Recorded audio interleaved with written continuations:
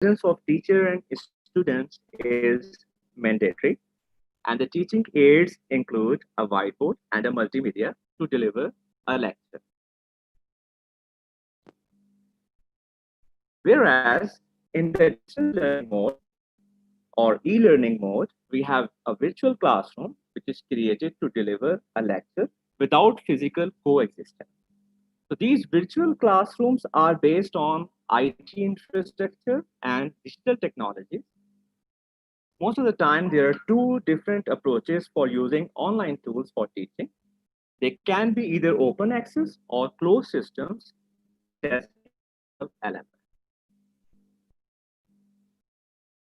Some benefits of institutional systems include more security and privacy, centralized access, integrated analytics, and administration tools, technical support and training, guarantee of data integration, help with the course management from the IT department, to name few. However, some disadvantages also exist, which include longer learning curve, lack of flexibility, and limited functionality of the institutional LMS as compared to open systems.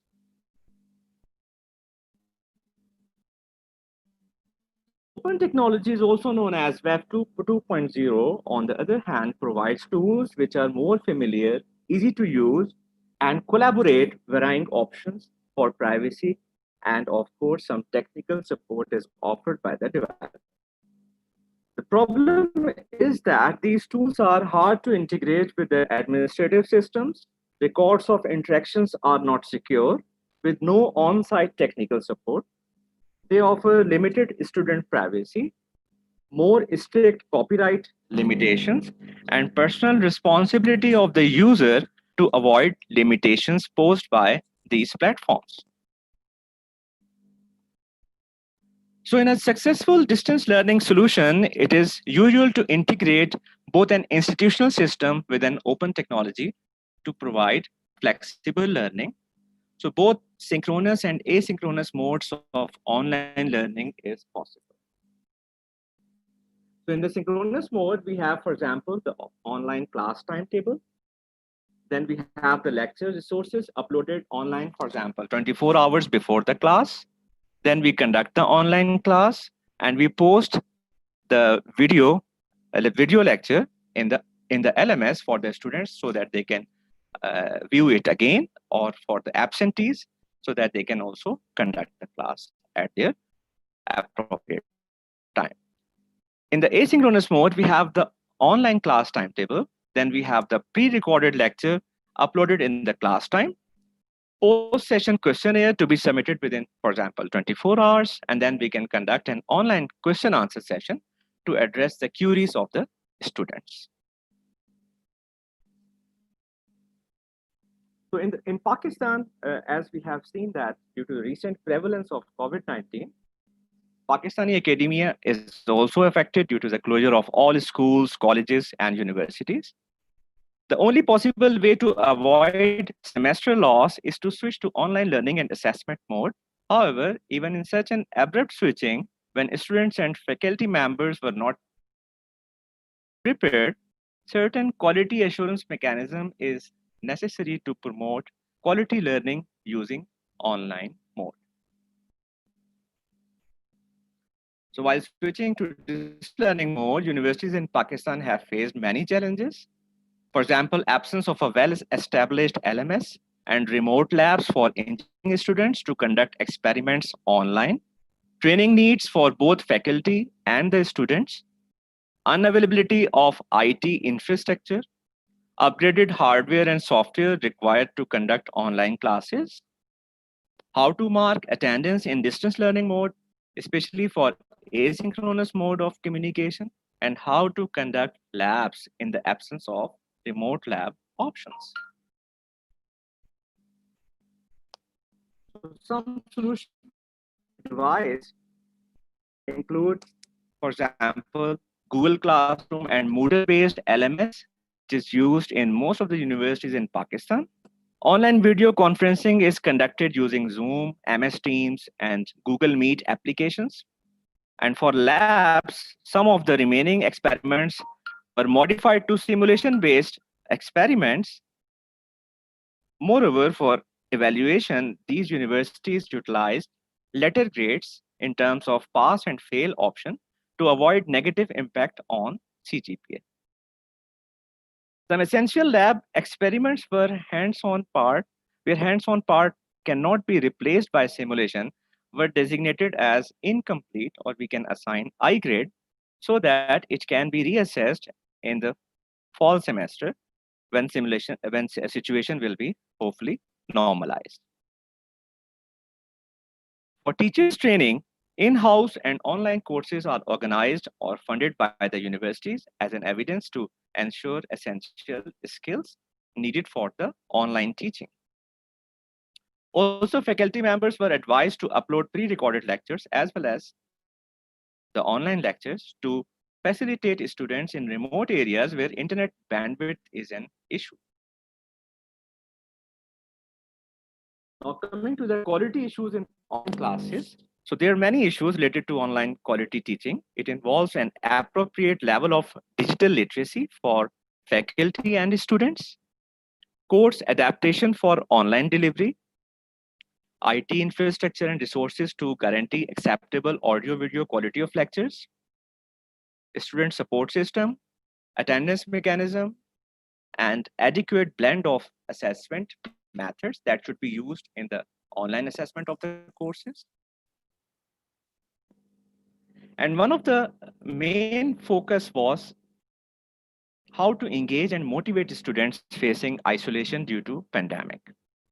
So it is therefore useful to develop online community by using social media tools to help them learn from their peers and keep motivated. So for example, in online community, we can develop a Facebook page of the course, we can have a YouTube channel or a WhatsApp group of class where students can learn while socializing. So online volunteer services can also be helpful in these scenarios where students are isolated at their home.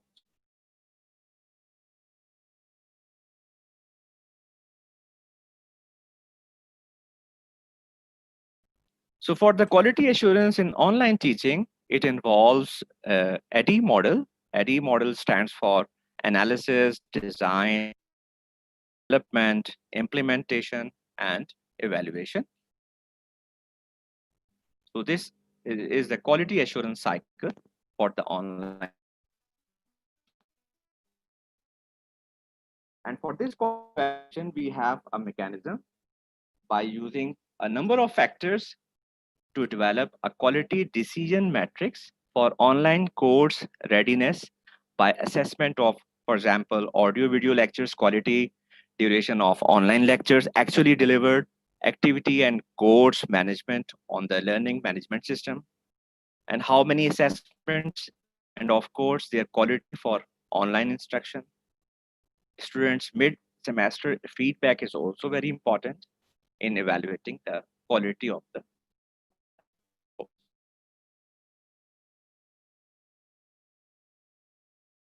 the grade achieved using quality decision metrics, we can classify various quality grades for online readiness.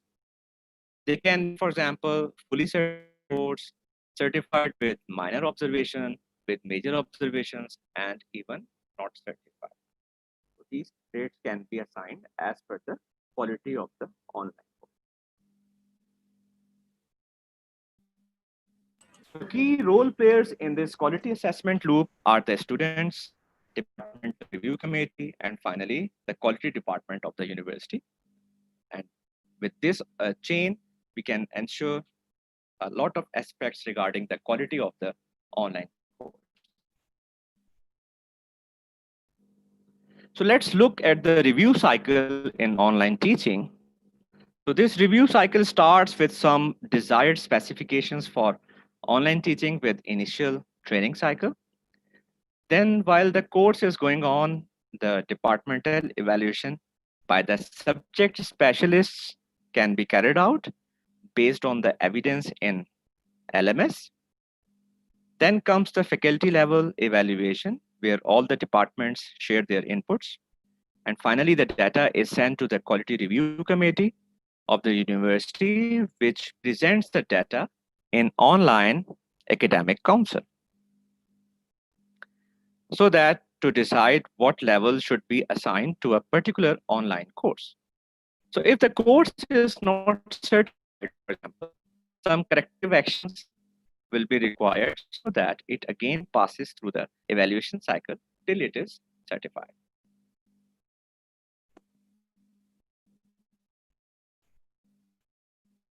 In this presentation, we have seen the importance of quality assurance in online courses. We can devise a multi-factor quality decision matrix-based mechanism to assess and grade the online courses, which is very important, especially for our case where an unplanned transition took place from face-to-face mode to distance learning mode.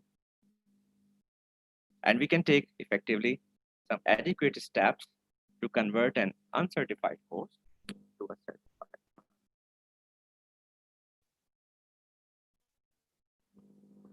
Thank you very much. All right, thank If you, you have any Dr. questions. Yes, we've got a couple of questions. I'm just going to post one or two of them. So there's a student who's asking that, could you please enlighten how much institutes in Pakistan have controlled the distance learning issues that students are facing? So we actually conducted a survey by using a Google form, and we obtained some results. And based on those results, we have done I'm sorry, Dr. Zishan, we cannot hear you. There's some distortion in the voice. Can you hear me? Yes, yes. Please continue. So I told you that this research was made by designing a survey form, and we sent it to different colleagues in our sister universities. And based on that feedback, we analyzed the issues that are being faced by the academia. And we have also submitted an impact factor journal paper, which is under review nowadays. Thank you, sir. There's one more question, and that's what is the time required for a new course to move from concept to practice? So in a planned situation, we can well plan a course which is to be delivered online. But in the present situation, where an abrupt transition was made from a face-to-face mode to online mode, we are short of time. So this is true. So in the keeping in view that limitation, we can minimize this quality review cycle as much as possible so that we can effectively visualize its effects and its impact on the course delivery. All right. Thank you very much, Dr. Zishan. If the attendees have any more questions, they can please post it in the Q&A box that's visible at the lower end of your screen, and Dr. Zishan can type in the answers back. We'll be moving on since we're a little low on, we're running short on time. But I would thank Dr. Zishan again for his presentation. Thank you, sir. Thank you. You're welcome. All right, ladies and gentlemen, we will now proceed to the next presentation of this third scientific session. But before that, Dr. Zishan, can you please stop sharing your screen so that we can proceed?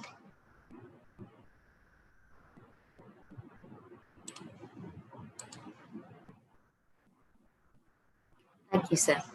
All right, ladies and gentlemen, with this, we will move on to our next presenter for today. Our next presenter for today is Dr. Farooq Ahmed. Dr. Farooq Ahmed is currently serving as an associate professor in the Department of Computer Sciences, Comsats University, Lahore. He has a PhD from Harbin Institute of Technology, China, and his research interests include Petri net theory and applications, formal methods and simulation and modeling. Today, Dr. Farooq Ahmed will be giving us a presentation on formal modeling and analysis of business processes in information systems. We welcome you on behalf of Virtual University of Pakistan. Please proceed for your presentation, sir.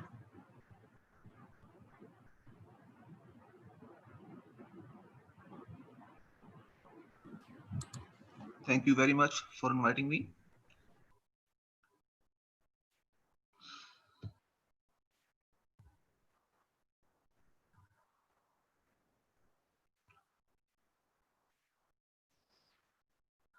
Can you hear me? Yes, sir, we can hear you and we can also see your screen. Please proceed.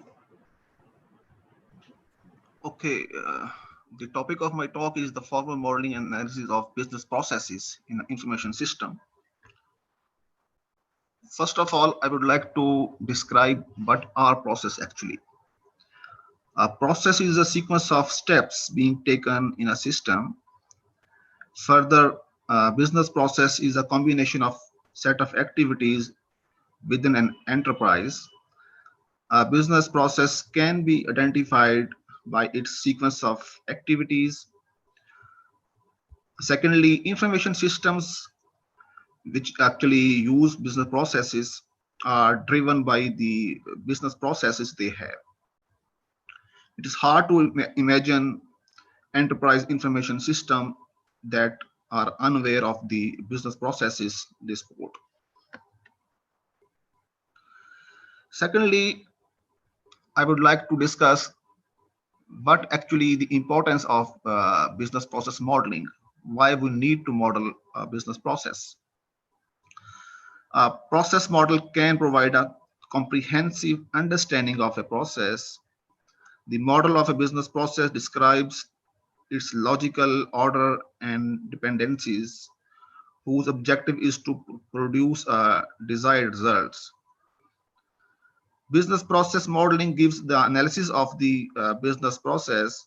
When new business process requirements emerges, a business process model help to devise a composite process that makes the best use of existing services to service-oriented architectures. So conventionally, we use diagrams to model business processes. There are a lot more diagrams, for example, data flow diagrams, role activity diagrams, role interaction diagrams, Gantt charts, and so more. A lot of diagrams are being used to model business processes, but they have some shortcomings. Its main shortcoming is that all such kind of diagrams don't have any kind of mathematical orientation, so they lack in analysis. Mean to say that we cannot provide any kind of analysis or verification of business processes. Secondly, most of the discussed business process model diagrams don't have any kind of standard notations, so these approaches don't have clear representation of dependencies. So we are unable to provide any kind of analysis using such kind of diagrams. So in order to convert such kind of business processes from diagrams to formal models, we can actually divide the diagrams into two categories.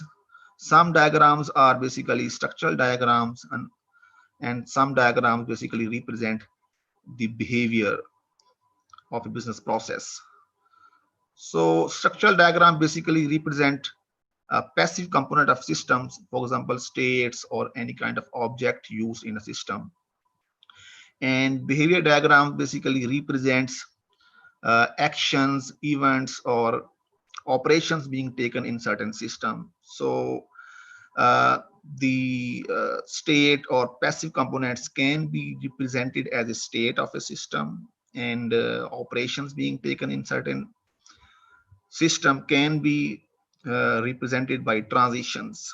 So these states and transitions can be combined to represent its structure, and in such way we can formalize our business processes. So our approach to formalize the business processes is a very famous approach known as petri nets. So petri net as a formal model which can easily represent any kind of business process, and you can see that uh, petri net model basically have uh, two kind of objects. Its first kind of object has circle, and other kind of object are rectangles.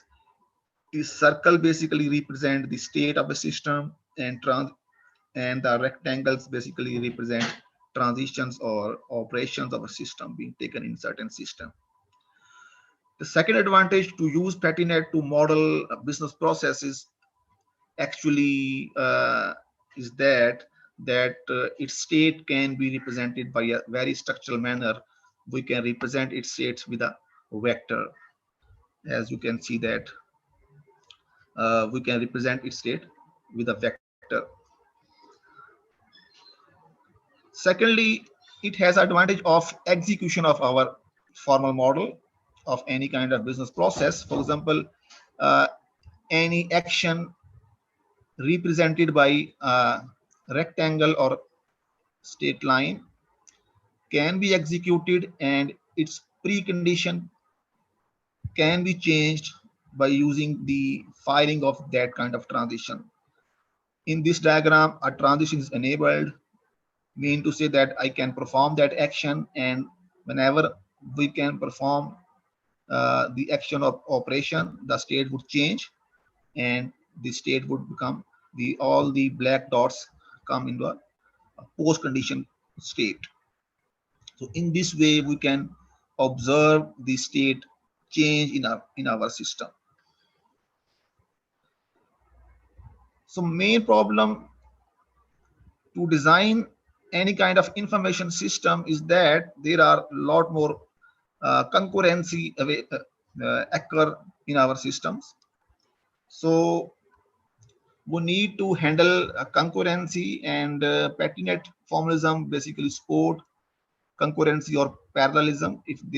If our system has a lot more parallel processes, then we can model through PattyNets easily.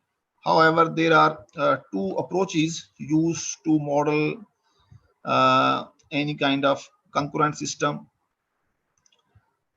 There is a top-down approach and bottom-up approach, and both the approaches has its own advantages and disadvantages. So to overcome the disadvantages of both the approaches, we actually use hybrid approach to model uh, information system through PattyNets. And basically we use sequence of steps or sequence of activities in one business process, and combined with the resource places or resource circles with that. So this is basically a conventional approach being used, and whenever we have a parallel process in our system, and it may cause and deadlock may occur in our system, because we have a scarcity of resources, we have limited number of resources, and limited number of resource can be captured by different processes, and deadlock state may occur. To overcome this problem, we actually model our information system in two steps. In the first step is to model through parallel process net. So first we construct a parallel process net of our system. In this step, we actually uh, just represent the flow of processes in our system. As you can see that this is just the flow of activities being taken in certain business process, and parallel process net just represent the processes which may parallel to each other or sequential to each other. And then we can attach a resource on which a certain process being performed. So whenever we attach this, this is basically a formal definition. Uh, Whenever we represent parallel processes in information system through PattyNets, so this is basically a mathematics which can represent its formal definition. So as I discussed earlier, that we need to attach a resource on which a certain process being performed. So by adding resources in parallel process net, we actually come up with a parallel process net with resources. So these are basically two steps to model any kind of information system. So as you can see that we added over here resources places are represented the resource. So we are adding a set of resources in our definition, and we get the parallel process net with the resources. And by subtracting the resources, we again get a parallel process, simple parallel process net. Mean to say that we can add resource in our model and we can subtract resources in our model to just to show what actually the we have any kind of parallel processes. So this is an example of a information system have three parallel processes, and in the first step we model a parallel process net, and then we add the resources in that. We, for example, we add one resource here to perform this task, and so on. There are several resources, and this is a basically final parallel process net with the resources. And this kind of strategy actually adopted to avoid deadlocks as well as some kind of buffer overflow, and there are a lot more issues which can be avoided by using this kind of modeling approach.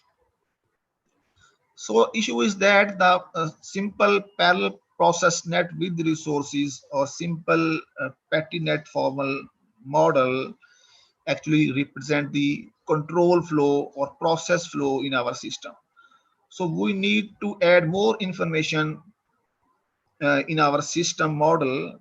So we need to add the uh, data flow as well in our system. So how can we add uh, data in our model?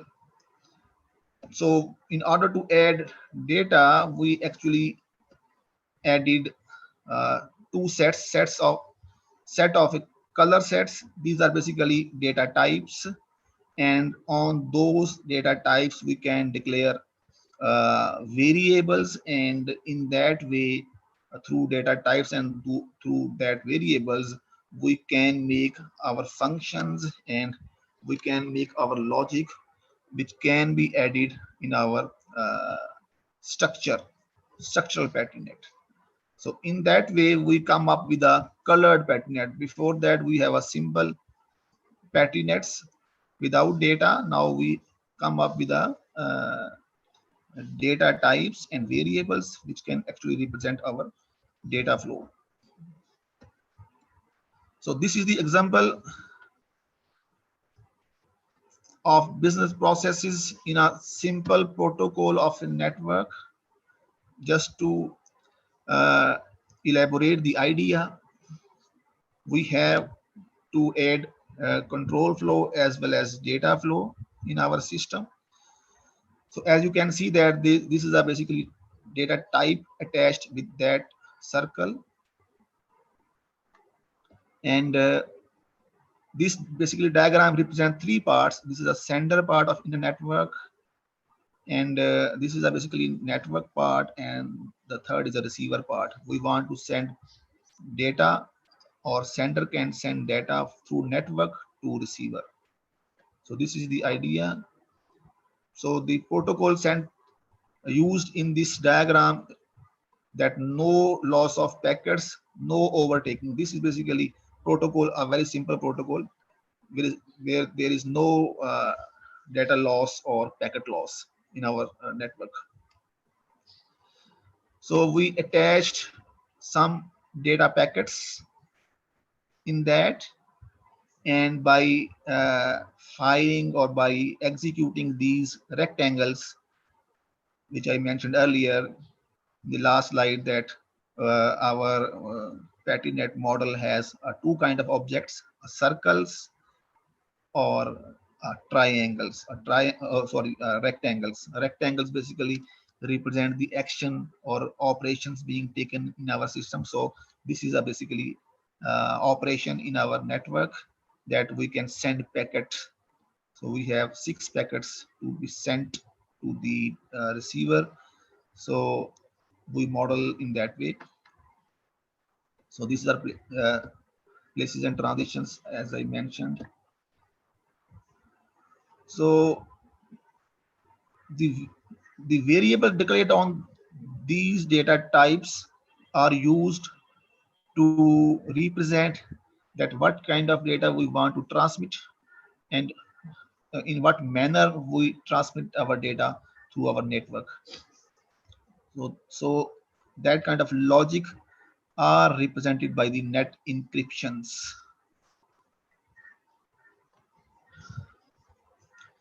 So this is the basically marking or play state of the system, and whenever we fire or uh, execute the first transition, the first data packet has been transmitted to that circle. That is a one packet has been transmitted to in the start place of network. Now this packet has been moved towards the receiver end. It has come over here, and these are bindings. For example, the value of variable n is 1 and the value of the variable d is col, which is basically a data. So the first packet has been received. So as you can see that our model clearly uh, depicting the control flow as well as data flow in our developed model of a network. Now the second packet, which is packet number 2, is ready. So the acknowledgement would be sent by the sender to the receiver.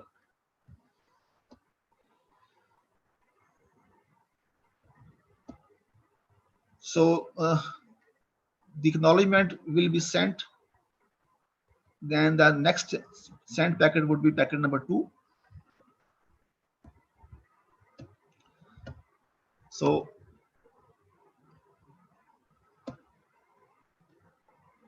we have successfully transmitted the first packet and the acknowledgement has been sent, and now we are ready to send the packet number 2 through this diagram. Now the second packet is ready to send. As you can see that this transition or this operation is again ready to transmit data, and after a few steps you can see that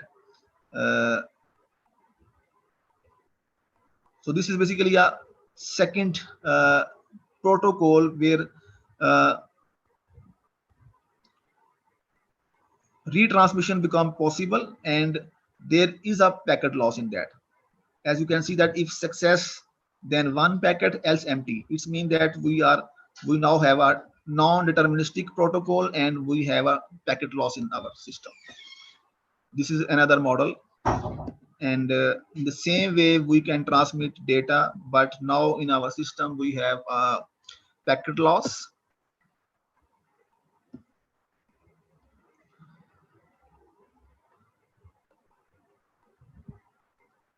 I am just speaking just due to the running of the time.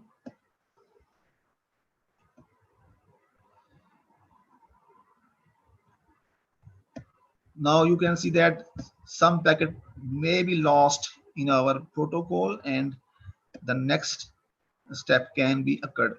So the possible marking after 50 steps, we have transmitted few packets in that, and some packet has been lost.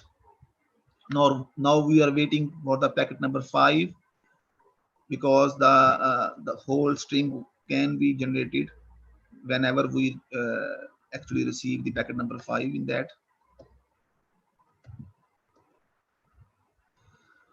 Okay, so this is the dead marking or the final marking at the end of simulation. As you can see that we successfully received the all the data packets, and we have now uh, we are waiting for the packet number 7, but there is no packet number 7. You can see that there are 6 packets and there is no packet number 7. It's therefore is a dead marking. We cannot uh, re-execute any kind of transition in our system. So the end of simulation basically tells us the whole transmission of data has been occurred and we successfully transmitted our data. So in that way we successfully not only model our system through colored patinets, which actually represent the control flow as well as data flow in our system, but also we can simulate and observe the behavior. The second question is that how can we actually verify or analyze our model system? So through analyze a system, we use the state space. Uh, it means that we can generate all possible states by executing our executed transitions, and through executed transitions we can generate the states and all possible execution of system. We can generate the state space, and state space can help us to analyze our system, whether our system is correct or not, whether its simulation is okay or not, and as per our given requirements or not. In order to answer such kind of questions, we actually generate state space our system. So state space can be generated through the values of variables which are basically declared on data types. We actually encrypt it in our system. So in that way, I just actually skipping these slides due to shortage of time. So you can see that we can have a back and forth state through state number 5 and state number 10. Mean to say that there are self loop or loop in a state number 5 and state number 10, that state number 5 and state number 10 can frequently be occurred by using state number 13 and 14 and 15. So in that way we can analyze the deadlock analysis as well as boundedness properties, and a lot more analysis questions can be answered by reading such kind of state space, which actually represented through a directed graph. And in directed graph there are a lot more directed paths which actually represent the process sequences in our system, and we can study how such kind of processes actually occur in our system. Dr. Farooq, I'm really sorry to interrupt, but if you could just wind it up in a minute or two, please, sir. I so I need to finish my Yes, presentation. in a minute. Yes, in another minute or so. Okay, Please. okay. I'm just winding up. So what we have discussed in our presentation, that Patinet formalism is a suitable to model our business processes. Further, it is a suitable for model of any kind of information system having business processes which are distributed or concurrent, and such kind of data models can represent the process flow, control flow, as well as data flow. And Patinet model of any type of business process can be formally analyzed. This is the main advantage for that.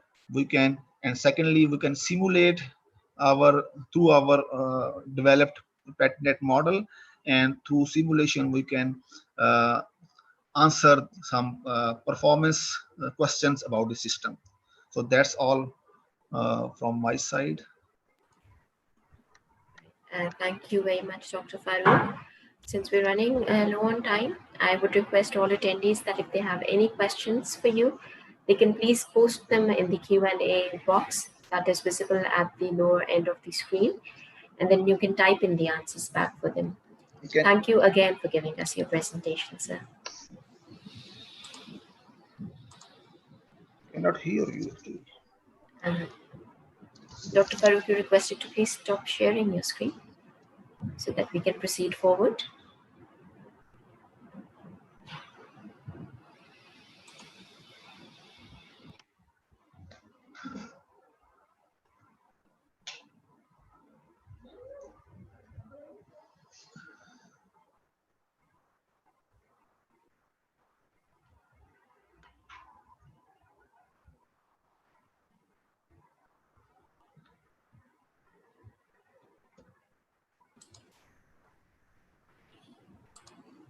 All right, thank you very much, sir.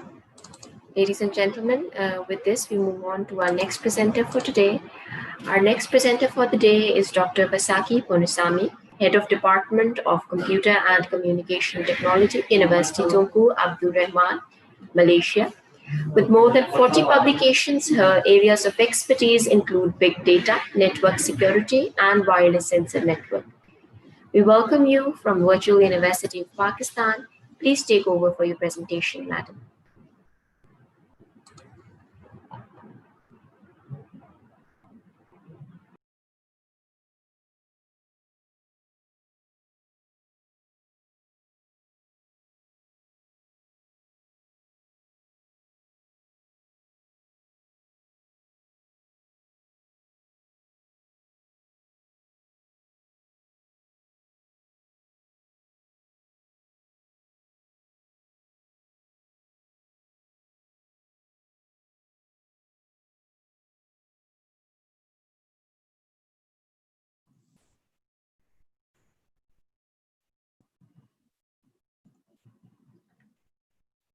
Okay. Can everyone hear me? Sorry. Yes, madam, we can hear you and we can also see your screen. Okay, hold on, please. Sorry, there's some. Okay. So a very good afternoon. Sorry, it's afternoon here in Malaysia. Probably still morning there. I will not take a very long time due to the time constraint. It's only 10 minutes. So I'm Dr. Wasaki from Malaysia. So this is my beautiful country, Malaysia. We are actually a multiracial country with a majority of Malay populations, the Malaysians. We also have the Chinese and of course the Indians. So that's basically about my country, and this is just a snapshot of my university where I'm working. It's University Tunku Abdul Rahman, Malaysia, all right? So I've been to Pakistan, I've been to Karachi and Lahore. I love the country very much, so I don't mind presenting one more time to people in Pakistan. So let's start. Basically, my research is more on cybersecurity and wireless sensor, but since the theme of the what do you call the conference is more on online learning, so I mean I just picked one of those topics that was given. So I'm presenting on gamification as a tool for learning. So basically, it's just to how to make the classroom interesting. So I'm how to say I will just have a few types of games that can be integrated into the online classroom, because now we find that students can get bored when we are just using the traditional way of just presenting our slides. So together with that, probably we can have some other activities during the online teaching, right? So as we are aware, basically, we know what is a game. It's a structured form of play, usually undertaken for entertainment or fun. And we know now the current generation, they are really hooked up to games. So why not we go down to their level and introduce gamification. So gamification is basically game design elements and game principles in non-game context, which means non-game contexts are basically, it could be our lectures. So we want to introduce some game elements. There is actually a YouTube video on that, but I think due to time constraint, maybe I do not want to play this. It might take some time, just explaining about the advantage of having games, right? So let me just run through some of the gamification methods that we can use in classroom. So the first one is actually Kahoot. I don't know whether any of you used, or probably majority of them would have used this. So this is basically what you call, how to say, it's like having a class, you're integrating quiz in a classroom whereby participants can actually, what do you call, they can play or attempt quiz by just using their mobile phone. So for example, I have some quizzes created in my Kahoot. So when I click on this, the students can actually see a PIN number and they just log in into Kahoot to go into their classroom, right? And from here, they can actually view their classroom, view the quiz questions, right? I actually want to present this. Let me see if I can finish in 10 minutes, then I would show how this Kahoot actually looks like. Right, the next method is Scratch. We can integrate Scratch into classrooms, whereby actually it is, I would say this is like a two-in-one method, whereby we can teach students programming skills, how to use loops, if else loops, for loops, or, programming concepts. At the same time, we can create some interactive materials. It isn't just for demonstration, like you can present your notes in a much interactive way, and even quiz, rather than just having multiple choice or something, you can have many features like drag and drop. Students can fill in the blanks, can choose from the options and so on. So that's one advantage of using Scratch.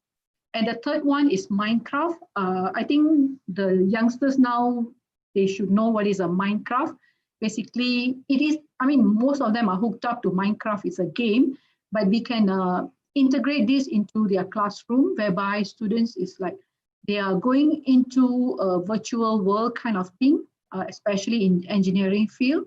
It's like you are inside the 3D dimension and you're designing the model kind of features. So this is also quite interesting when we talk about gamification in classroom. The next one is Brainscape. It's basically flashcards. I think I don't want to elaborate much. There are a lot of websites in this.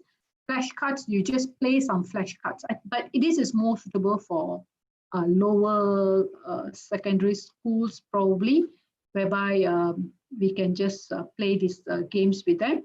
Right. Next, Coursera. I think this one everyone is aware. They have multiple modules of teaching. So this is not so much on Coursera, but more on content sharing, similar to MIT, Coursera, and so on. Next is Duolingo. This is very good if you want to learn some language. So for example, we can just install this in a mobile phone. So for example, if I want to learn German language, when I click this, which is as a woman, so when you click on the answer, it would actually tell you the correct pronunciation. So that's one good thing. You can just go to Duolingo and run the games by just using a mobile phone. So because now universities also they do provide languages, for students to learn foreign languages. So this can be a tool for students to learn. Next, Second Life. Second Life is something like Minecraft, but it's more like you are being an avatar of this, right? So you are being part of that. Like those who have played games, they should know you are an avatar, you are part of the game kind of thing. You can move around and so on. So a virtual where students can create their own avatar. And they are moving in a 3D dimension kind of thing. So that's one good thing about this. And there are other tools like Credly, it's more of batch making, immediate feedback assessment. This is good in that sense that when we do multiple choice questions, where when the students select the answer, the system will automatically evaluate and respond whether the answer is correct or wrong. So they could evaluate themselves immediately. That's why it's called immediate feedback assessment technique. So for example, like IELTS exam and all, this can be used so that we know the results immediately, right? Top Hat is something like Kahoot also, whereby we can create quiz questions and students can respond by using mobile phone or by laptop. The good thing with Kahoot and Top Hat is because is that they can get the response immediately. They would know whether the answer is correct, and then they would also get their score at the end of the game, right? So there are other tools which is more suitable for higher education. So for example, Course Hero, whereby it's a gamified course creation tool. So we can create our course materials in a more gamified manner. So that is Course Hero. There is also something in Penn State University, Who Wants to Be a Millionaire. So it's like similar to the game. So they create a course content as such. There are others like game and simulation based, like Vital Sim, like nurses, for example, how they attend a patient. So it's more of like simulation, especially for now, because they can't have physical contact with a patient, for example. So this is very useful, where they simulate the environment, how a nurse could handle the patient, right? So since I'm in cybersecurity area, so I also venture into gamified tools in cybersecurity. So this is what we managed to get: a serious game, an escape room, and SIP is more like a training and awareness program. So I'll just show an example. This is a serious game. Social engineering attacks is in the such that people want to collect information about you, who you are, they want to guess your password. They go into your Facebook, your LinkedIn, to get your profile, and then to get the IP address. So that is called social engineering. But we want to educate or create awareness to people by having this kind of awareness games. So it's a gamified method, right? So whereby the participants would pick different types of cards, and they would mimic what is given in the card. For example, approach a stranger, get some clues how to get a password. This kind of game tool is available. So this is how the game is played. So participants will be moving from one room to another, and this is how the card looks like. Inside attacker, and inside is a known member. So it's basically educating what is an insider attack, and also there are activities to be performed as social engineering, and also how to create awareness for people to be more careful in social media sites. All right. So these are some examples that we have for gamification. And what are the benefits? There are many benefits. Students can engage. We can engage students and their competitive drive, allow them to apply into their learning. Students would feel a sense of ownership because the participation is there rather than just listening to the lecturer speaking. Instructors have more variety and resources in their teaching methods. For example, like Kahoot, even like Scratch, you can create your own creativity there. Students will be inspired and motivated. And as we know, for current generation, we know we have kids at home playing games most of the time. So we know that games are fun. So students have to learn in a more fun way, especially now in an online classroom environment. So basically, that's all for my presentation. Let me see if I can just share my screen on one of those tools. Let me show. Just give me a second.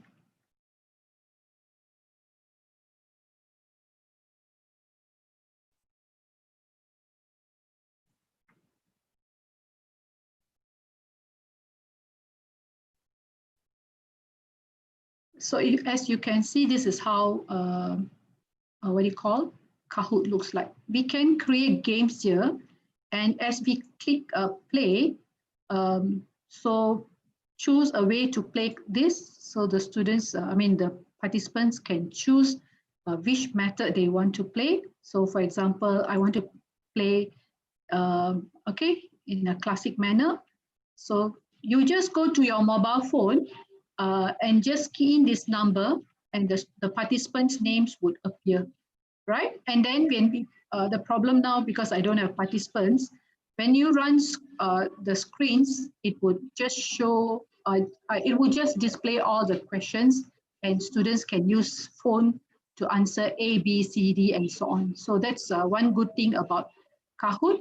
Maybe I can show one more, which is the Scratch.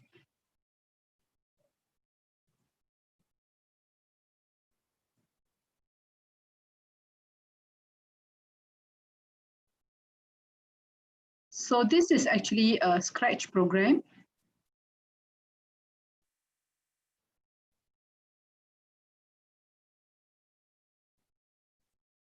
So for example, you want to teach them in an interactive way. I ask for the student's name. Okay, the student says hello, and then I want to teach them some notes. So in this case, they can learn themselves because it's like the notes can just flip by itself, right? And then we can have some interactive sessions. For example, fill in the blanks answers, right? Okay, so the participants can also choose the question. Actually, they should be able to drag and drop here. Same thing here. I want to choose the answer A, B, C, D. I can just drag and drop here, right? So I would say these are some of the interesting tools that I find good, right? Of course, there are others like Coursera and Avatar, Second Life and Minecraft and so on, which can make the classroom more interesting. So for my case, I think I can confidently tell only for Kahoot and Scratch, which is quite beneficial. All right, so that's all for my presentation. Is there any questions? Thank you very much, Madam. If the attendees have any questions, they can please post them in the Q&A box, and then you can type in the answer back. Since we're running short on time, so we'll be proceeding for our next presentation shortly.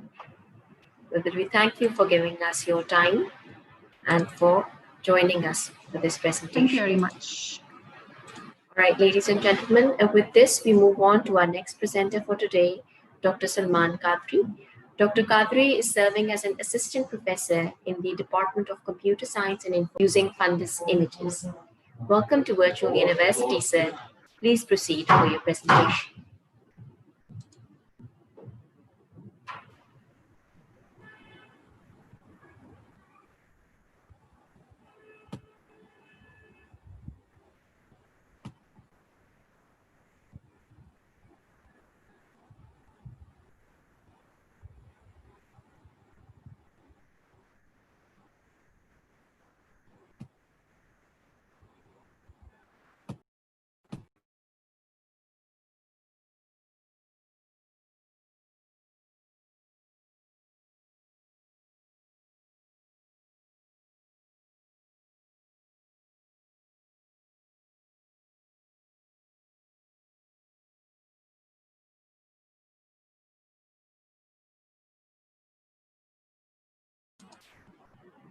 Thank you, Dr. Salman. We can see your screen at the moment.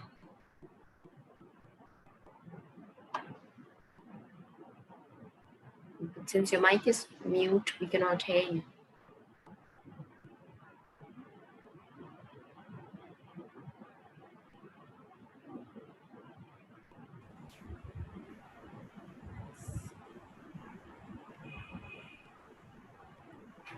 Are you seeing my screen sharing and voice? Yes, sir. Yes, sir. Both are completely clear. Please proceed for your presentation. Okay. Thank you very much. Assalamu alaikum. I am Salman Kadri from Islamia University, Bahawalpur, working as an assistant professor, computer science. So my today's topic is the EDSIM support framework for the classification of COVID-19 from fundus images. So let's start. First, the content, introduction, literature survey, problem statement, motivation, objective, purpose, methodology, experimentation results, conclusion, and references. So first of all, I will start from introduction. So introduction is COVID-19.